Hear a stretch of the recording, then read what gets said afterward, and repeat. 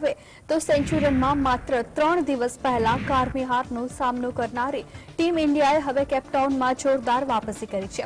કેપટાઉનના New Zealand મેદાનમાં team India બોલરોએ શાનદાર પ્રદર્શન કર્યું છે અને બીજી ટેસ્ટમાં દક્ષિણ આફ્રિકાની ટીમ ભારતીય બોલરોએ શાનદાર પ્રદર્શન કર્યું છે. દક્ષિણ આફ્રિકાની ટીમ પહેલી ઇનિંગમાં માત્ર 55 રનમાં ઓલ આઉટ થઈ ગઈ હતી. ટેસ્ટ ક્રિકેટના ઇતિહાસમાં ભારત કોઈપણ ટીમ સામે આ સર્વશ્રેષ્ઠ પ્રદર્શન છે. અગાઉ વર્ષ 2021માં ભારતીય ટીમે વાનખેડે ખાતે ન્યૂઝીલેન્ડને 61 રનમાં ઓલ આઉટ કરી દીધી હતી, પરંતુ હવે આ અનિચ્છનીય રેકોર્ડ દક્ષિણ આફ્રિકાના નામે નોંધાઈ ગયું છે. તમને જણાવી દઈએ કે દક્ષિણ આફ્રિકાના બેટ્સમેન કેપટાઉનમાં લંચ સુધી પર ટકી શક્યા નહોતા. ટીમ માત્ર 23.2 ઓવર સુધી જ ક્રીઝ ઉપર ટકી શકી હતી. સિરાજે માત્ર 9 રનમાં પોતાના 5 વિકેટ ઝડપી હતી અને આ પછી તેણે વેરનને પણ આઉટ કરીને તેની ટેસ્ટ કારકિર્દીનું સર્વશ્રેષ્ઠ પ્રદર્શન કર્યું હતું. સિરાજે માત્ર 15 રનમાં 6 વિકેટ લીધી હતી અને સિરાજ સિવાય બુમરાહ અને મુકેશ કુમાર 2 વિકેટ લીધી હતી.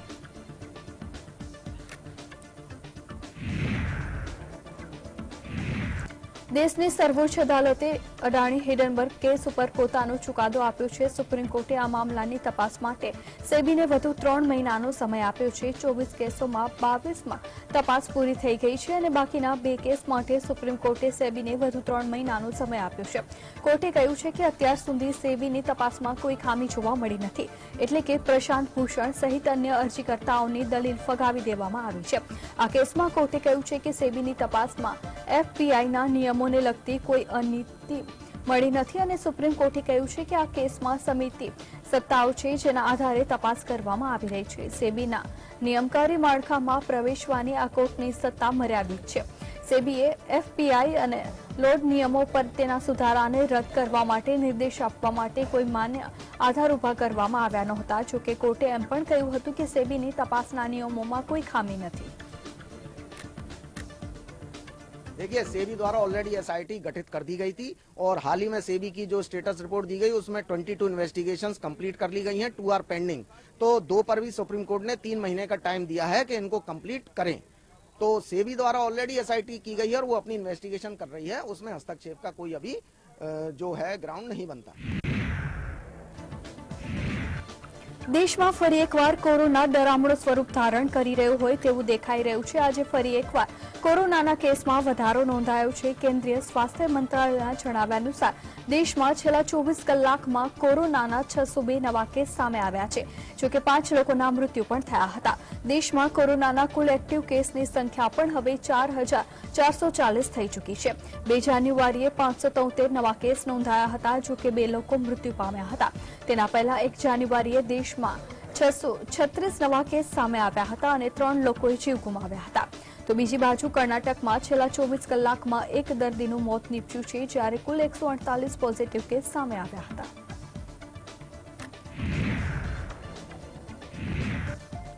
દિલ્હી એક્સાઇઝ પોલીસી કેસમાં ઈડી દ્વારા ત્રીજી વાર પાઠવવામાં આવેલા સમન્સ બાદ પણ દિલ્હીના મુખ્યમંત્રી અરવિંદ કેજરીવાલ હાજરી નહીં આપે તેવી શક્યતા વ્યક્ત કરવામાં આવી રહી છે. ત્યારે આ વિશે પ્રતિક્રિયા આપતા આમ આદમી પાર્ટીના નેતા અને દિલ્હી સરકારના મંત્રી આતિશી માર્લેના જણાવ્યા મુજબ 2 વાર સમન્સ મળ્યા બાદ અરવિંદ કેજરીવાલે તપાસ એજન્સીને પૂછ્યું છે કે તમે કેમ પૂછપરછ માટે બોલાવવામાં આવી રહ્યા છે. ઈડીએ આ પત્રનો જવાબ આપ્યો નથી. આતિશીએ દાવો કર્યો છે કે ઈડીના અધિકારીઓ પણ જાણે છે કે સમન્સ પાઠવવામાં આવ્યું છે એ ગેરકાયદેસર છે, માત્ર તેઓ કહી શકતા નથી. સત્ય એ છે કે તેઓ ભાજપ કાર્યાલયમાંથી આ આદેશ મળ્યો છે. માત્ર વિપક્ષી ઇન્ડિયન ગઠબંધનના નેતાઓને સમન્સ પાઠવી પૂછપરછ માટે બોલાવવામાં આવે છે. 1.5 વર્ષની તપાસ છતાં 1 રૂપિયાનો પણ પુરાવો મળ્યો નથી. લોકસભાની ચૂંટણીને ધ્યાનમાં રાખીને આ સમન્સ પાઠવવામાં આવ્યું છે. આગામી ચૂંટણીમાં વિપક્ષી દળ એકજૂટ થાય છે, માટે તેમને ખતમ કરવા માટે ભાજપ ઈડીનો ઉપયોગ કરી રહી છે. तीनों बार चिट्ठी भेजने के बावजूद ईडी ने आज तक अरविंद केजरीवाल जी के सवालों का जवाब नहीं दिया. ईडी के अफसरों को भी पता है कि ये समन इलीगल है, गैर कानूनी है. अगर इसका कानून में आधार होता तो ईडी अरविंद केजरीवाल जी की चिट्ठी का जवाब क्यों नहीं देती? वो स्पष्ट तौर से समन में लिखती क्यों नहीं कि क्यों बुलाया जा रहा है? कि आज ईडी और सीबीआई मात्र एक राजनीतिक हथियार बन के रह गई है, जिसको विपक्ष के नेताओं पर इस्तेमाल किया जाता है। કોંગ્રેસ નેતા રાશિદ અલ્વીએ જણાવ્યું છે કે ઈડી હવે વિશ્વાસપાત્ર રહી નથી અને વિપક્ષના નેતાઓ વિરુદ્ધ કાર્યવાહી કરવામાં ખૂબ જ સક્રિય છે। આ વાત ઘણી વખત કહી ચૂક્યા છે। યુપીએ સરકારના 10 વર્ષના કાર્યકાળમાં ઈડીએ માત્ર 112 સ્થળો પર દરોડા પાડ્યા છે, જ્યારે વર્તમાન સમયમાં તો એન્ફોર્સમેન્ટ ડાયરેક્ટરેટ દરરોજ દરોડા પાડે છે। યુપીએ સરકારના શાસનમાં લોકો ઈડીનું નામ સુદ્ધા જાણતા નહોતા, પરંતુ આજે તો બાળકોને પણ કદાચ ખબર છે કે તેનું શું કાર્યવાહી કરે છે। આ સાથે જ તેમણે કહ્યું છે કે દિલ્હીના મુખ્યમંત્રી અરવિંદ કેજરીવાલ જો ઈડી સમક્ષ હાજર થાય તો તે વધારે સારું હોત। કેજરીવાલે જો ઈડી સમક્ષ ન જાય તો તપાસ એજન્સીએ કોર્ટમાંથી વોરંટ જારી કરીને તેમની ધરપકડ પણ કરી શકે છે। देखिए, इसमें कहीं कोई शुबा नहीं है कि ईडी नाकाबिले भरोसा बन चुकी है और विपक्ष के नेताओं के खिलाफ ईडी एक्टिव है। मैं ये बात बहुत बार कह चुका हूं कि यूपीए के जमाने में 10 साल के अंदर सिर्फ 112 छापे डाले गए थे और अब तो ईडी के हर रोज छापे पड़ते हैं, हर रोज खबर आती है।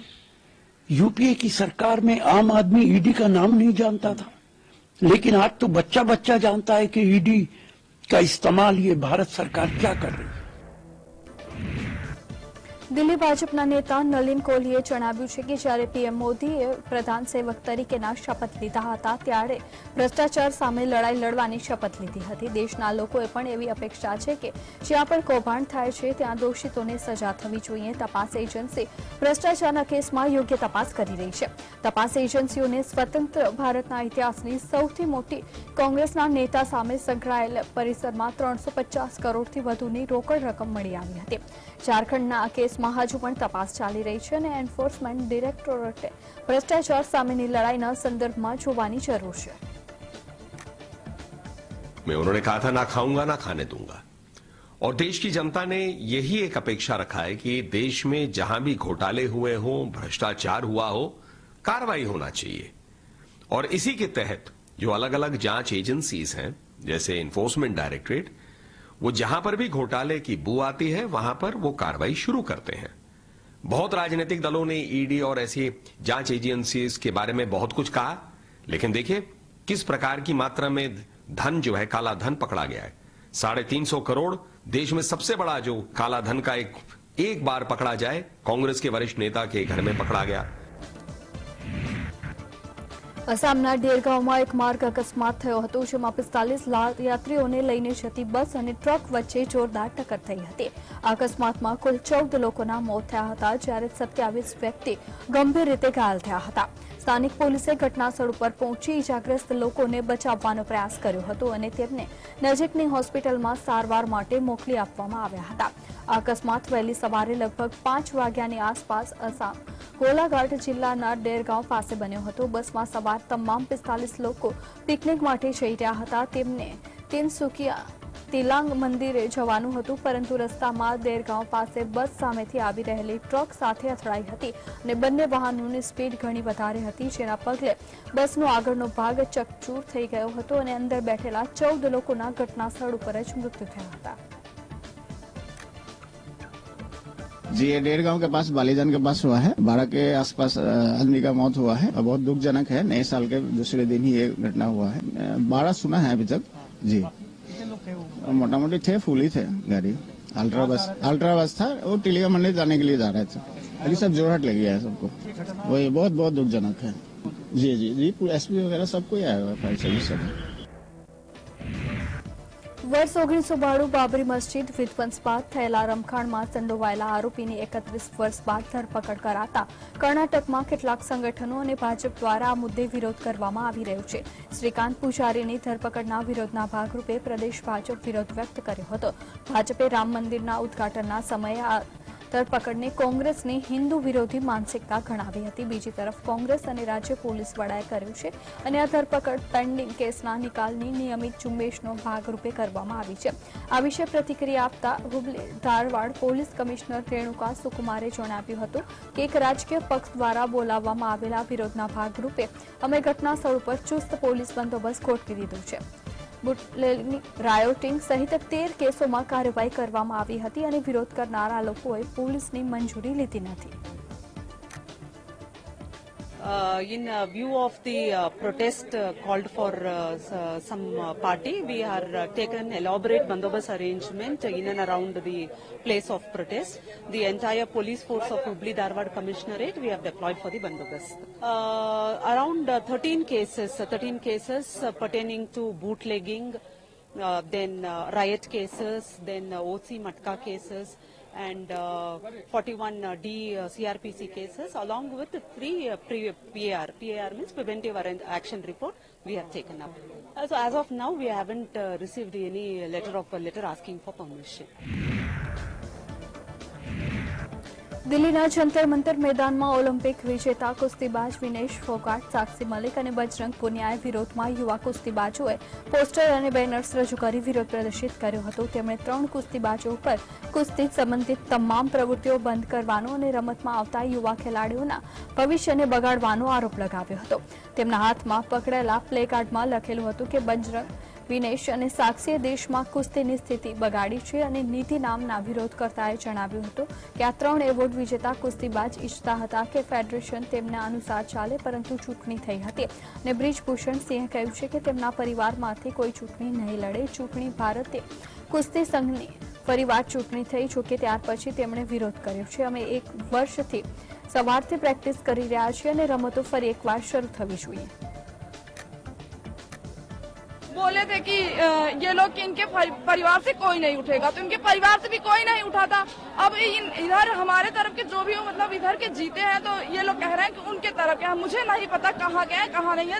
जब फेडरेशन सही इंसान को चुन रही है तो फिर ये लोग फिर से गलत कर रहे हैं और इस्तीफा दे रहे हैं. जब दोनों लोग इस्तीफा दे ही दे रहे हैं तो हमारा कुश्ती, हमारे देश के बच्चों को, खिलाड़ियों का भविष्य क्यों नुकसान कर रहा है? इन लोग को गेम शुरू करवाइए और फिर से इनका गेम करवाइए.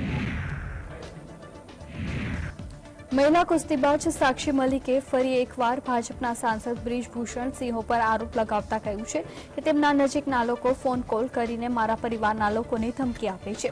બ્રિજભૂષણ સિંહના લોકો મારી માતાને ફોન કરીને ધમકી આપે છે અને અમારી સુરક્ષા કરનારની જવાબદારી છે. બ્રિજભૂષણના લોકો ફરી સક્રિય થયા છે અને અમારા પરિવારને ધમકીઓ મળી રહી છે. ફેડરેશન વિશે વાત કરતા સાક્ષીએ કહ્યું છે કે તમે નવા ફેડરેશનની એડહોક કમિટીથી કોઈ સમસ્યા કે વાંધો નથી, પરંતુ તેમાં સંજયસિંહની કોઈ દખલ ન હોવી જોઈએ. અમે સરકાર દ્વારા નવા ફેડરેશનને સસ્પેન્ડ કરવાના નિર્ણયનું સ્વાગત કરીએ છીએ. બ્રિજભૂષણ અમારા ઉપર જુનિયર ખેલાડીઓનું ભવિષ્ય બગાડવાનો આરોપ લગાવી રહ્યા છે, પરંતુ એવું કંઈ જ નથી. हमें जो है नई फेडरेशन से कोई दिक्कत नहीं थी, सिर्फ हमें एक आदमी से दिक्कत थी, संजय सिंह से. और अगर नई फेडरेशन दोबारा आती है तो उससे कोई प्रॉब्लम नहीं है, ना ही हमें एडहॉक कमेटी से भी कोई दिक्कत है. और पिछले 2 दिन से जो है वो ब्रिजभूषण के आदमी जो है वो फिर से एक्टिव हो गए हैं. मेरे घर मेरी मदर के पास कॉल जाता है धमकी के लिए कि उसी के किसी आदमी का कि जल्द से जल्द आपके घर में किसी पे केस होने वाला है. तो मैं ये बात अपनी पहुंचाना चाहती हूँ कि हम सुरक्षित रहें, ये सरकार की जिम्मेवारी है. વર્ષ 2024ની લોકસભા ચૂંટણી પહેલા આસામમાં સીએએ લાગુ કરવા આવી શકે છે તેવી અટકળોના પગલે પ્રતિક્રિયા આપતા ઓવેસીએ જણાવ્યું છે કે સીએએ ગેરબંધારણ છે અને આવા કાયદા છે જે ધર્મના આધારે બનાવવામાં આવ્યું છે. તેમણે દાવો કર્યો છે કે સીએએને પીઆર અને એનઆરસી સાથે સમજવું જોઈએ, જેની શરતોના આધારે લોકોએ દેશમાં નાગરિકતા પુરવાર કરવી પડી શકે છે. જો આવું થાય તો એ દેશોના મુસ્લિમો, દલિતો અને ભારતના ગરીબો સાથે ઘોર અન્યાય સમાન હશે, ભલે પછી તેઓ કોઈ પણ જાતિ કે ધર્મના હોય. CAA is anti-constitution. It is a law which has been made on the basis of religion. And please understand that CAA must be read with and understood with NPR NRC, which will lay down conditions of the to lay down conditions to prove your citizenship of this country. And I'm telling you, if that happens, it will be a grave injustice, especially to the Muslims, to the Dalits, and to the especially poor people of India, irrespective of which caste and religion they belong to. 2 દિવસના દક્ષિણ ભારતના પ્રવાસે રહેલા વડાપ્રધાન નરેન્દ્ર મોદીએ આજે કેરળના ત્રિશુરમાં road show કર્યા બાદ જનસભાને સંબોધી હતી. પીએમ મોદીએ જનસભા સંબોધતા મોદીએ ગેરંટીને યાદ અપાવી હતી. જનસભાને સંબોધતા વડાપ્રધાન નરેન્દ્ર મોદીએ વિપક્ષને આડે હાથ લીધી હતી અને કહ્યું હતું કે એલડીએફ અને યુડીએફ સરકારને નારી શક્તિને નબળી માની છે. મહિલા અનામત લાંબા સમય સુધી રોકી રાખી હતી, પરંતુ મોદીએ મહિલાઓને તેના હક આપવાની ગેરંટી આપી હતી અને તે પૂરી કરી છે. જ્યારે દેશમાં કોંગ્રેસ અને ડાબેરીઓનું ગઠબંધન હતું તે સમયે મુસ્લિમ મહિલાઓ ત્રિપટ તલાકથી પરેશાન હતી, પરંતુ મોદીએ તેને આઝાદી અપાવવાની ગેરંટી લીધી અને તેને ઈમાનદારીથી પૂર્ણ પણ કરી છે. लेफ्ट कांग्रेस की सरकारों ने, एलडीएफ यूडीएफ की सरकारों ने नारी शक्ति को कमजोर माना. लेफ्ट और कांग्रेस ने लोकसभा और विधानसभा में महिलाओं को रिजर्वेशन देने वाला कानून बरसों तक लटकाए रखा. लेकिन मोदी ने आप सभी बहनों को आपका हक देने की गारंटी दी थी और उस गारंटी को पूरा करके दिखाया. ભાજપે લોકસભાની ચૂંટણી પહેલા 4 નવી સમિતિ બનાવવાનું એલાન કર્યું છે અને ભાજપે joining committee, cluster committee, campaign committee અને ન્યૂ વોટર કમિટી એમ 4 નવી સમિતિ બનાવી છે. તેમાં સૌથી મહત્વની જોઈનિંગ કમિટી છે. આ સમિતિ નવા લોકોને સંપર્ક કરીને તેમને ભાજપમાં જોડવા માટે પ્રોત્સાહિત કરશે. આ સમિતિમાં મનસુખ માંડવિયા, અશ્વિની વૈષ્ણવ, ભૂપેન્દ્ર યાદવ, હિંમત બિસ્વા શર્મા, વિનોદ તાવડે, તરુણ ચુગ અને સુનિલ બંસલનો સમાવેશ થાય છે. નરેન્દ્ર મોદી અને અમિત શાહની નજીકના આ માણસો બીજા પક્ષના કયા નેતા ભાજપની ચૂંટણીમાં ફાયદાકારક સાબિત થયા છે અને તેનો રિપોર્ટ બનાવીને તેમને ભાજપમાં લાવવાના પ્રયત્ન કરશે. આ સમિતિ ભાજપ છોડીને ગયેલા નેતાઓને પાછા લાવવાનો પ્રયત્ન કરશે.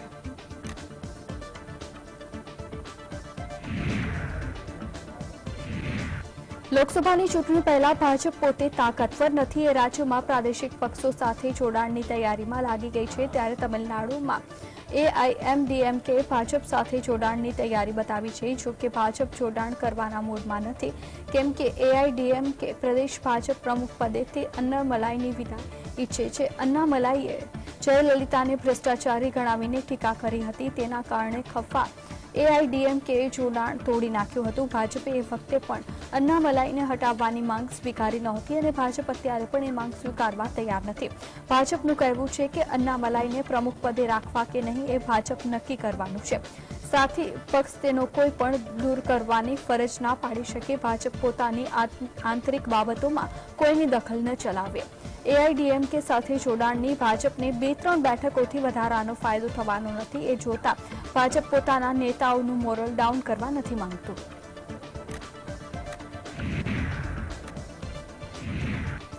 ભાજપે લોકસભાની ચૂંટણી માટે 400 બેઠકોનો ટાર્ગેટ નક્કી કર્યો છે. ત્યારે ભાજપના જ કેટલાક નેતાઓએ તેને અતિ મહત્વાકાંક્ષી કરાવી રહ્યા છે. 2024માં યોજાનારી લોકસભાની ચૂંટણી માટે ભાજપે અબકી બાર 400 ને પાર અને તીસરી બાર મોદી સરકારનું સૂત્ર નક્કી કર્યું છે. ભાજપના નેતાઓનું માનવું છે કે સતત ત્રીજી વાર મોદી સરકારની વાત બરાબર છે, કેમ કે કોંગ્રેસ સહિતના વિપક્ષો ભાજપને ટક્કર આપી શકે એવી સ્થિતિમાં જ નથી, પરંતુ 400 કરતાં વધારે બેઠક જીતવી અઘરી લાગે છે. ભાજપ 2019ની લોકસભાની ચૂંટણીમાં 437 બેઠકો પર ચૂંટણી લડ્યા હતા અને આ વખતે પણ ભાજપ લગભગ એટલી જ બેઠકો પર લડશે. એ જોતા ભાજપ માટે 350 બેઠકથી વધારે જીતનો લક્ષ્યાંક વધારે વાસ્તવિક હોય છે. જોકે ભાજપના નેતા સ્વીકારે છે કે નરેન્દ્ર મોદી ભાજપ સંગઠનને ઊંચું લક્ષ્યાંક આપીને આકરી મહેનત કરાવવામાં માને છે, જેથી શ્રેષ્ઠ પરિણામ મળે. 400 બેઠકોનો ટાર્ગેટ રાખવાથી 350 બેઠકો સુધી પહોંચી જવાશે એવી મોદીની ગણતરી હોઈ શકે.